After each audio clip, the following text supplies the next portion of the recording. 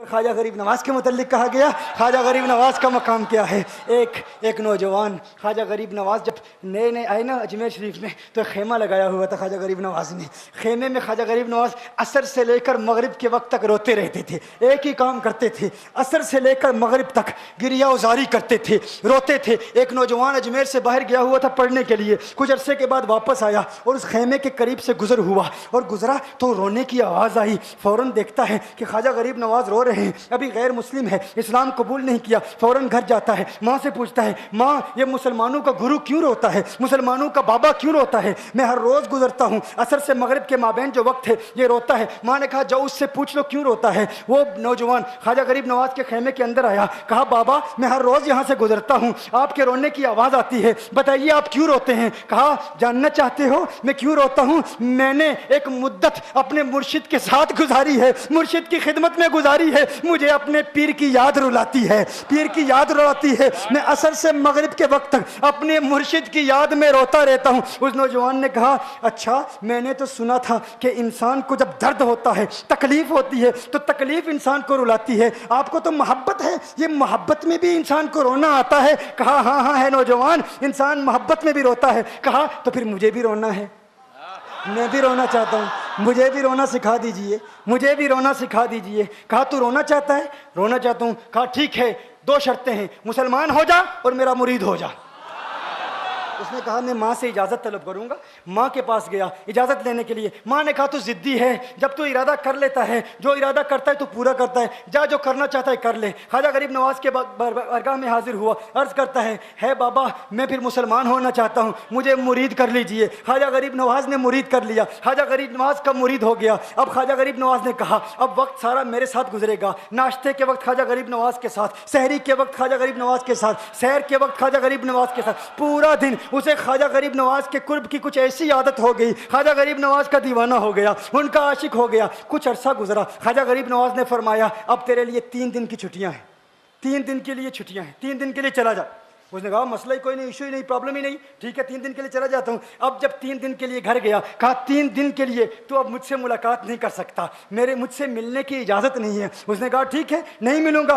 گھر گیا, جب پہلی رات پہلے دن جب گھر گیا, یہ وہ نوجوان تھا جو 3 روٹیاں کھایا کرتا تھا, آج ایک لقمہ بھی نہیں کھا پایا, ایک لقمہ بھی نہیں کھا پایا. اسے کچھ ہو گیا, کہہ رہے مجھے کچھ ویکیوم سا محسوس ہو رہا ہے, کچھ دل میں کمی سی محسوس ہو رہی ہے. یوں وقت گزرتا گیا, رات کا وقت آیا, آنکھ نہ لگی, سو نہ پایا, مکان کی چھت پر چلا گیا. ماں نے دیکھا بیٹا چھت پر کیوں چلا گیا؟ ماں چھت پر جاتی ہے, بیٹے کیا ہوا؟ کہا پتہ نہیں ماں, میں تو فوراً سو جاتا تھا, آج نیند بھی نہیں آ رہی, آج کھانا بھی نہیں کھا پاتا. ماں تو چلی جا. ماں چلی جاتی ہے. یوں جب سحری کا وقت ہوتا ہے اس کی آنکھوں سے اشکوں کی برسات جاری ہوتی ہے, اس کی آنکھوں سے اشکوں کی برسات جاری ہوتی ہے. وہ رو رہا ہے, اس پر رکت تاری ہے. ماں آتی ہے, بیٹے کیا ہوا؟ کہا ماں مجھے پیار ہو گیا ہے, ماں مجھے محبت ہو گئی ہے, ماں مجھے عشق ہو گیا ہے. جا غریب نواز کے پاس, کہا مجھے بلا لو. اب یہ جدائی برداشت نہیں ہوتی, اب مرشد کی جدائی برداشت نہیں ہوتی. ماں فوراً خواجہ غریب نواز کی بارگاہ میں حاضر ہوتی ہے.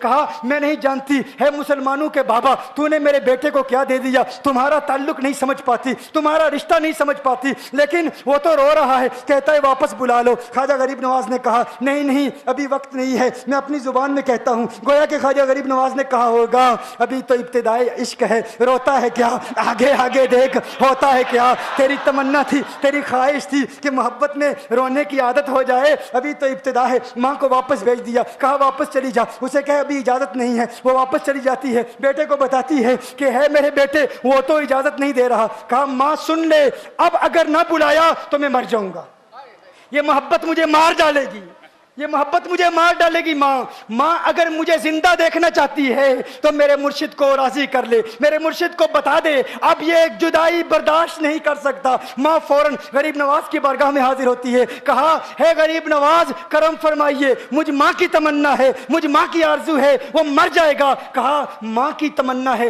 تیری بات مانتا ہوں, جا اسے واپس بھیج دے. وہ فوراً بھاگتا ہوا خواجہ غریب نواز کی بارگاہ میں حاضر ہوتا ہے. اس وقت خواجہ غریب نواز اپنے مریدوں کو درس دے رہے ہیں, ایک مجمع لگا ہوا ہے. وہ فوراً خواجہ غریب نواز کے دروازے پر کھڑا ہوتا ہے اور پھر مرید یہ منظر دیکھ رہے ہیں. خواجہ غریب نواز کو دیکھتا ہے, خواجہ غریب نواز اسے دیکھتے ہیں. اور میں نے کہا تھا نا نگاہ مست ملائی تو میں پلا کے اٹھے, جہاں وہ بیٹھ گئے میں قدا بنا کے اٹھے. خواجہ غریب نواز نے اس کی آنکھوں سے آنکھیں ملائی اور پوچھا اب پتا چلا محبت میں رونا کیسے آتا ہے, اب پتا چلا. اس نے کہا ہے غریب نواز کرم فرمائیے. فوراً غریب نواز کو پکارتا ہوا غریب نواز کے قدموں میں آ گرا, غریب نواز کے قدموں سے لپٹ گیا. غریب نواز سے کہنے لگا اب مجھے رونے کا مزہ آ گیا ہے. اب مریدین اس منظر کو دیکھ رہے ہیں اور حیران ہو رہے ہیں کہ صرف خواجہ غریب نواز کا وہ مرید ہی نہیں رو رہا, سارے مرید رو رہے ہیں, اس پیار کے رشتے کو دیکھ رہے ہیں. اور پھر ایک عجیب و غریب منظر, خواجہ غریب نواز نے کہا آج رات تو نے کھانا کھایا تھا؟ کہا نہیں کھایا تھا. خواجہ غریب نواز نے فرمایا میں نے بھی نہیں کھایا تھا. اس نے پھر خواجہ غریب نواز نے فرمایا آج رات سویا تھا؟ کہا نہیں سویا تھا. کہا آنکھ مجھے بھی نہیں لگی, نیند مجھے بھی نہیں آئی. یہ منظر سب مرید دیکھ رہے ہیں, وہ مرید بھی رو رہا ہے اور خواجہ غریب نواز کی آنکھوں میں بھی اشکوں کی برسات جاری ہے. یہ وہ رونے والوں کا مقام ہے.